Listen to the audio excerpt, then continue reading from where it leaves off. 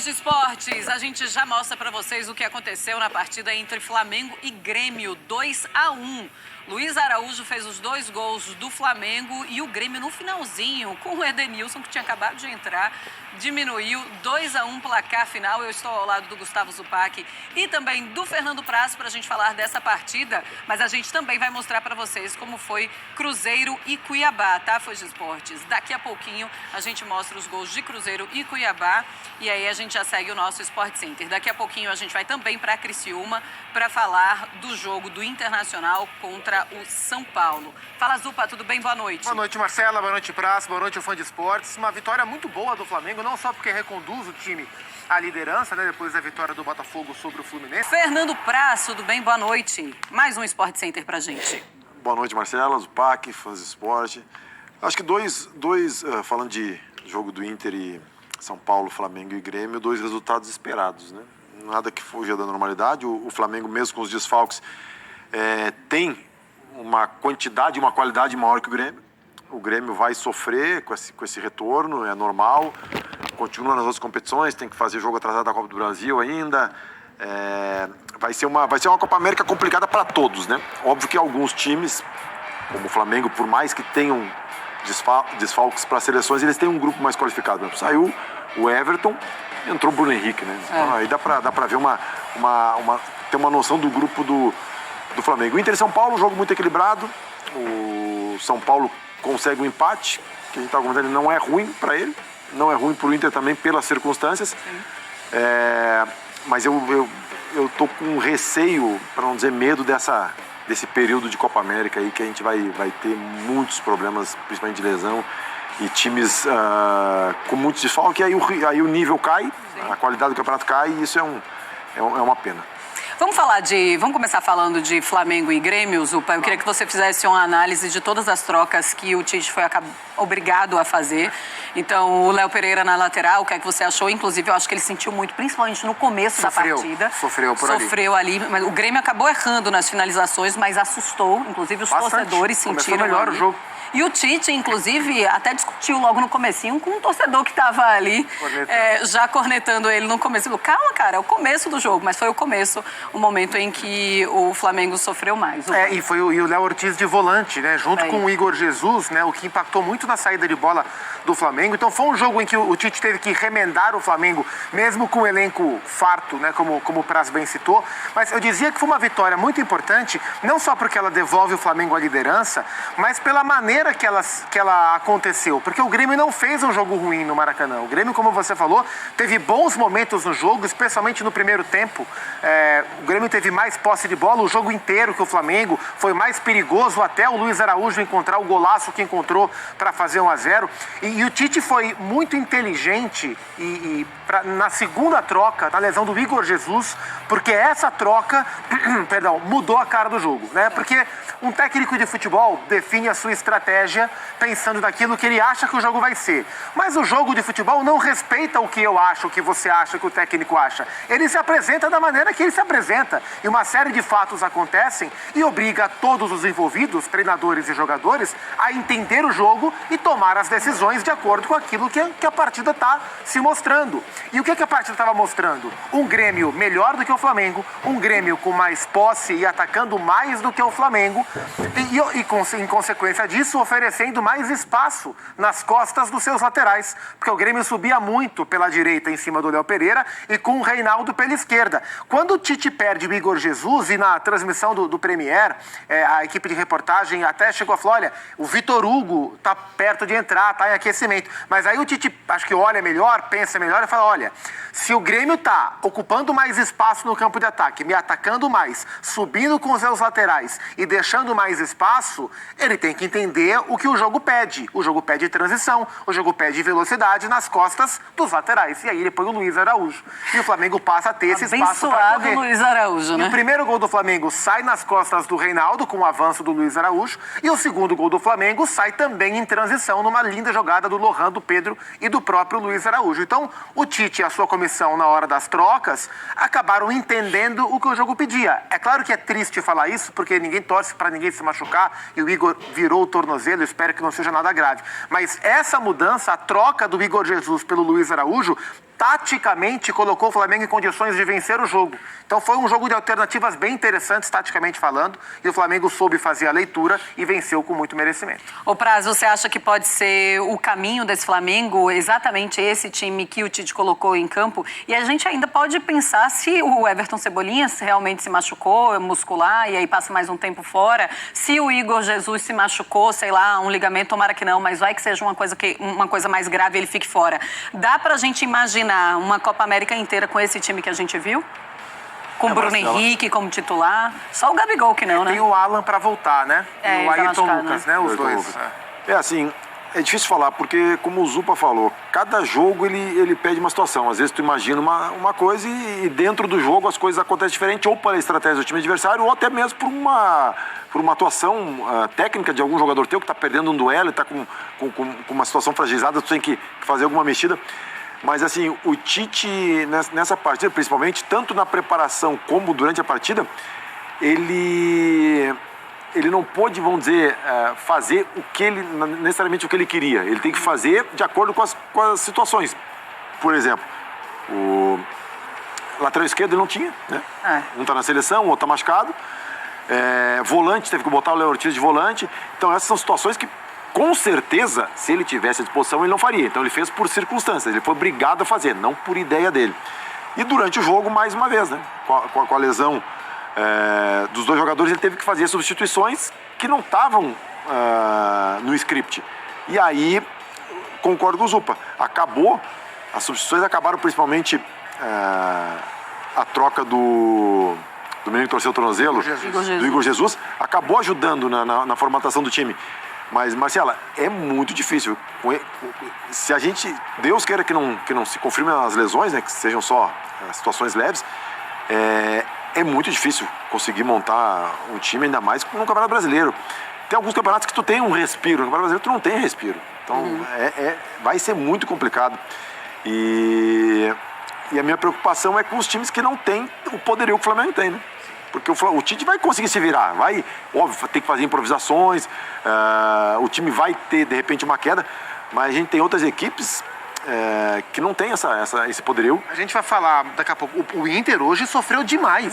Demais. O Inter não conseguiu jogar. O Inter tá sem centroavante. E perdeu o Alan Patrick ainda. Aí já perde um dos seus principais jogadores, o articulador, que não tem substituto. Então, assim, vai ser um período bem complicado, bem complicado. A gente, infelizmente, vai ter um campeonato brasileiro esvaziado, desvalorizado e bem abaixo do que a gente podia ter. E com os treinadores cobrados por isso, porque ninguém vai lembrar disso quando o time tiver 3, 4 derrotas, estiver perto de uma zona de rebaixamento. Ninguém vai estar, o dirigente, a opinião pública como um todo e o torcedor de arquibancada ou o digital, não vai falar, mas ele também tá, coitadinho do técnico, estava sem 4, 5, 6 jogadores. Eles vão ser cobrados, porque é o rendimento da equipe, né?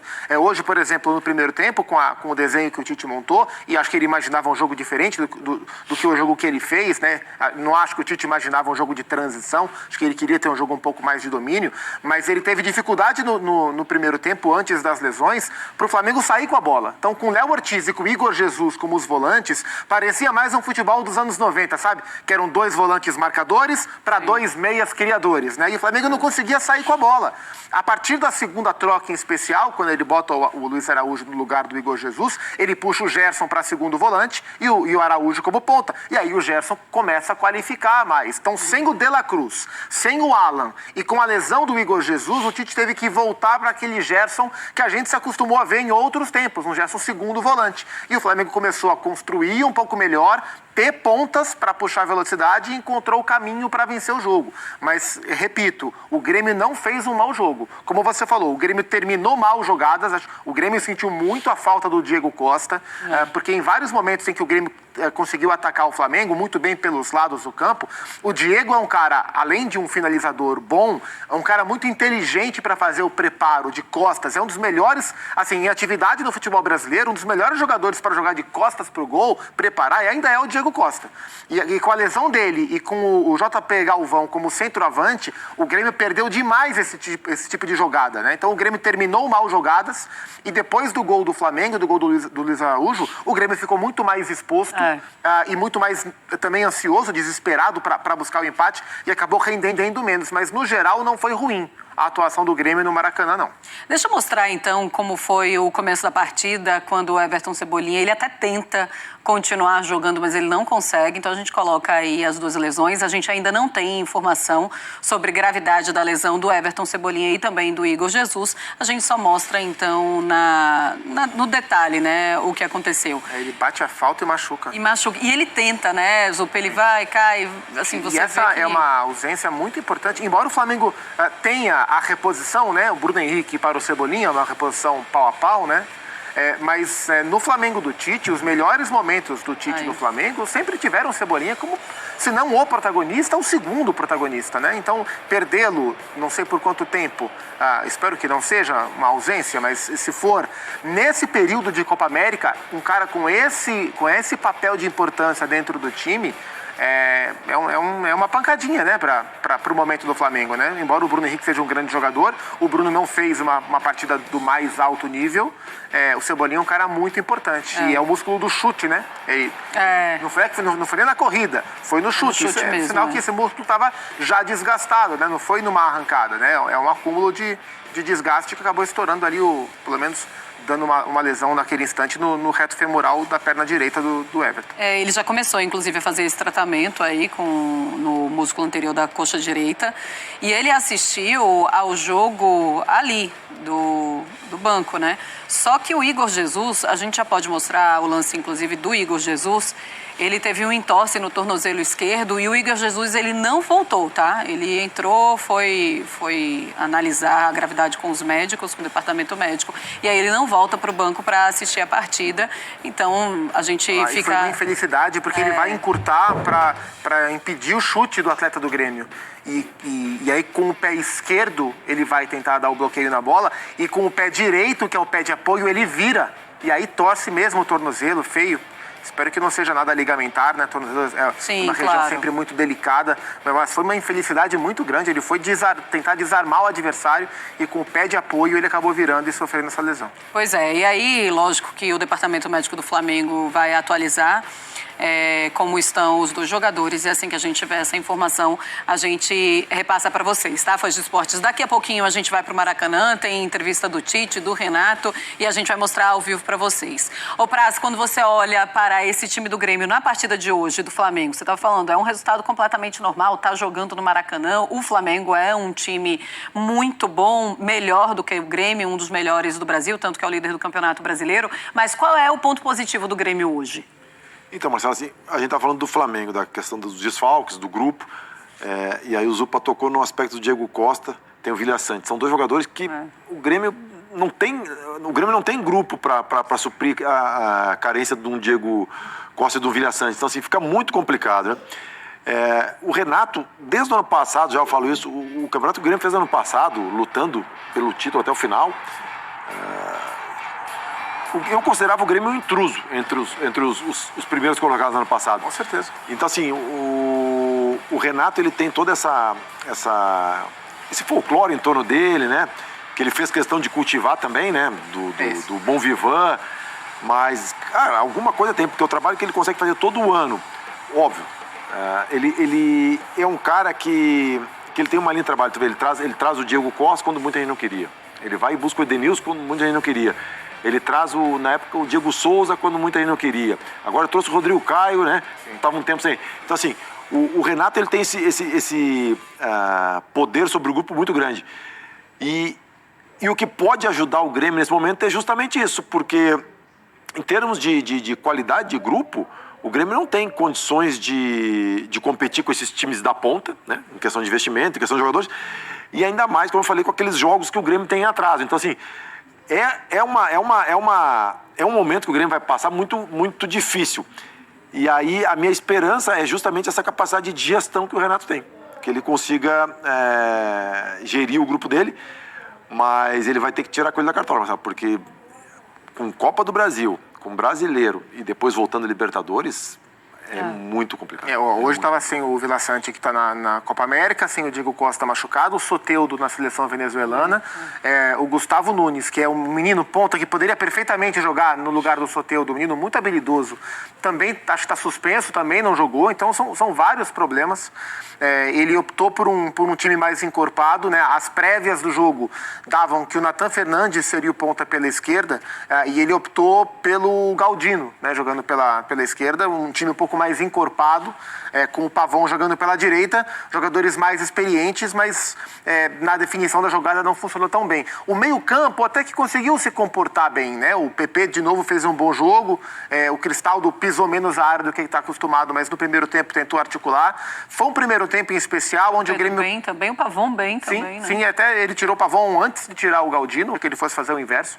Ele tirou o Pavão antes. O Pavão vinha de recuperação também, né? Talvez não tivesse na melhor forma, e jogou o Galdino para a direita e entrou com o Nathan pela esquerda logo no segundo tempo. Mas no primeiro tempo em especial, foi um Grêmio que no setor de meio campo foi muito competitivo, ganhou vários duelos no meio campo e jogou muito e abriu muito o jogo pelos lados, para explorar a fragilidade do Léo Pereira, especialmente em velocidade, né? Com o Pavão fazendo ultrapassagem, com o João Pedro, que é um jogador que cresce nas mãos do Renato, que o Praz acompanhou o surgimento dele no Palmeiras lá em 2014. O João Pedro também em ultrapassagem, e na esquerda com o Reinaldo tentando forçar o jogo em cima do Wesley, que não é um grande marcador, né? O Wesley, lateral do Flamengo no jogo de hoje, ele é um cara que apoia melhor do que marca, mas o Flamengo teve poucos momentos em que ele ocupou o campo de ataque com muita gente para apoiar e usando o Wesley, né? Então o Flamengo acabou sofrendo um pouco e o Grêmio conseguiu, através dessa competitividade no meio e dessa força pelos lados para agredir, incomodar o Flamengo até 1-0. Depois do 1-0, o jogo deu uma mudada, o Grêmio continuou tentando, mas o Flamengo teve mais domínio do que estava acontecendo e foi construindo o cenário até consolidar a vitória.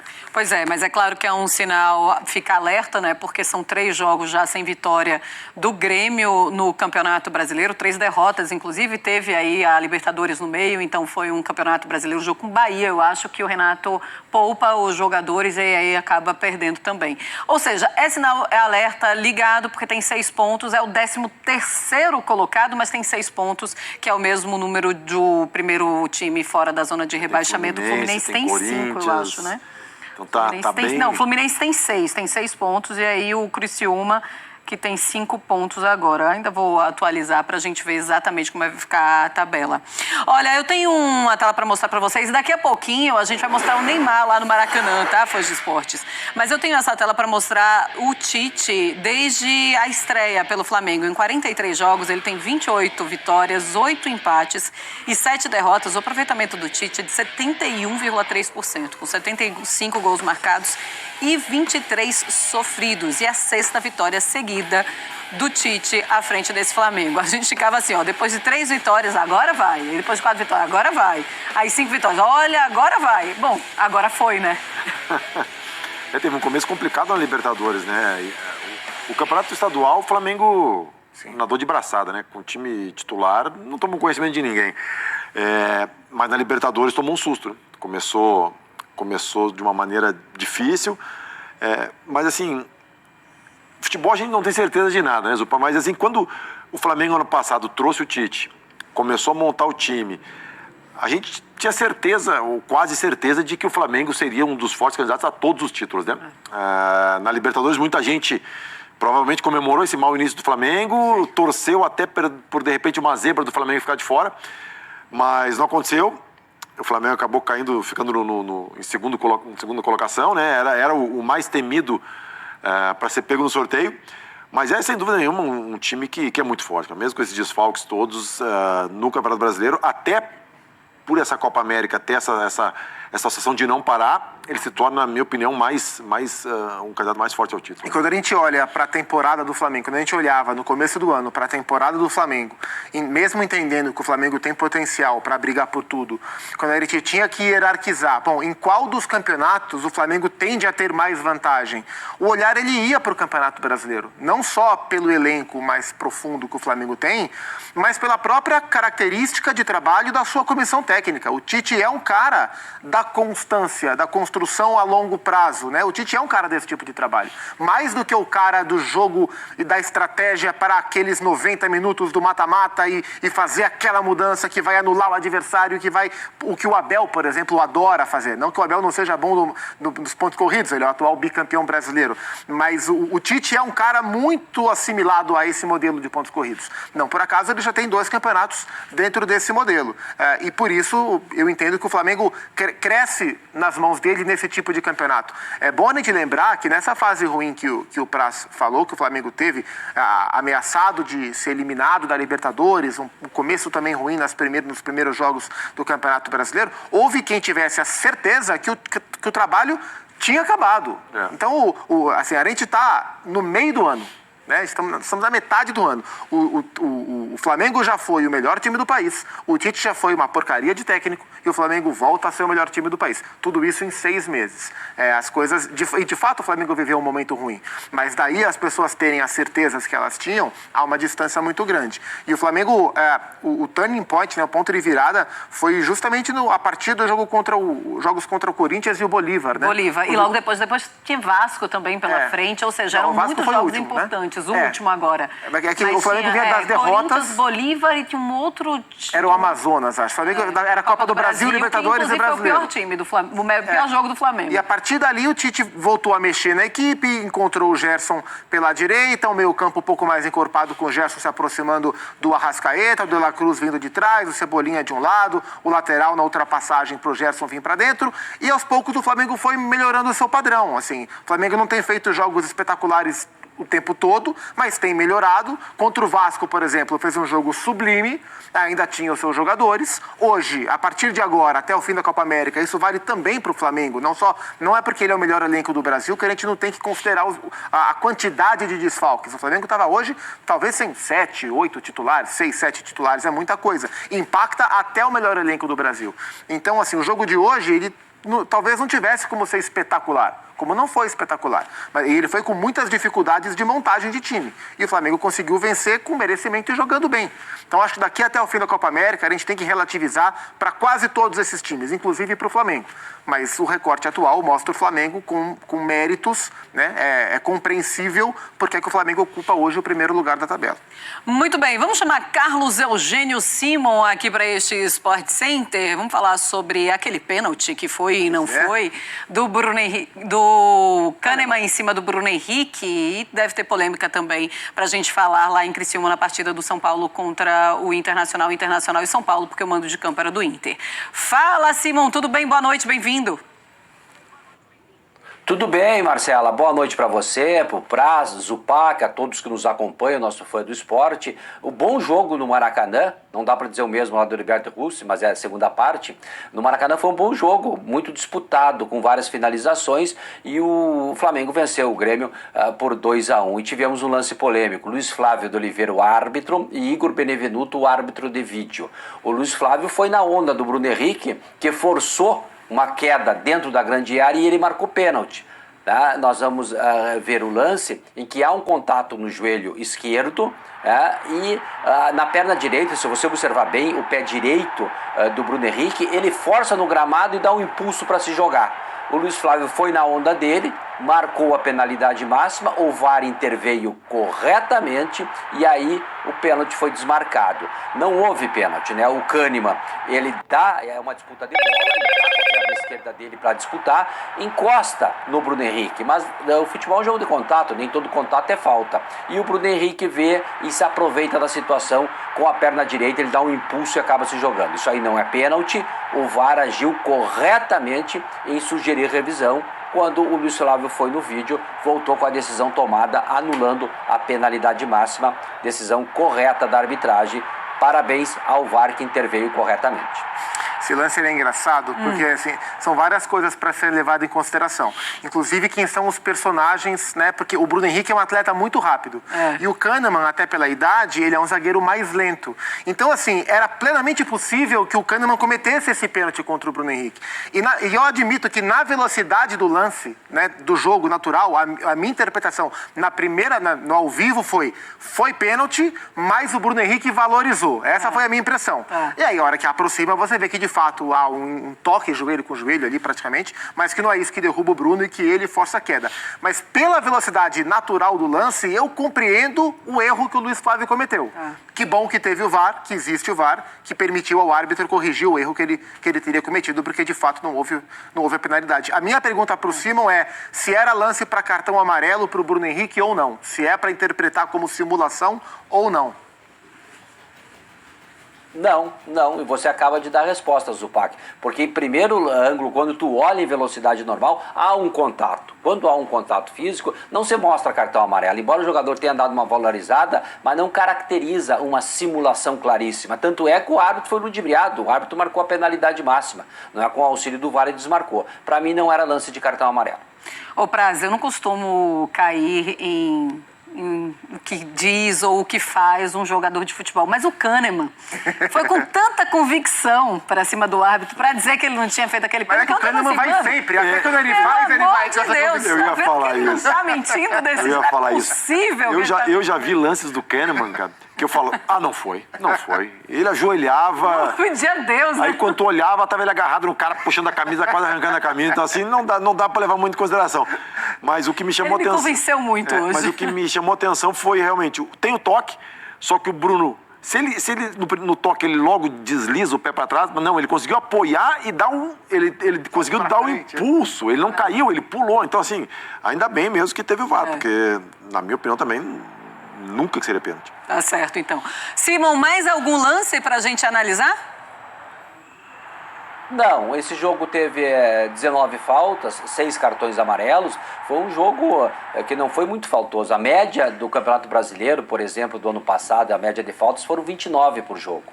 Esse aí teve 19, bem abaixo da média. No mais, não teve maiores polêmicas. A grande polêmica da noite era esse lance aí, em que o VAR acertou, porque o jogo foi 2-1, né? E estava 1-0 quando aconteceu esse lance.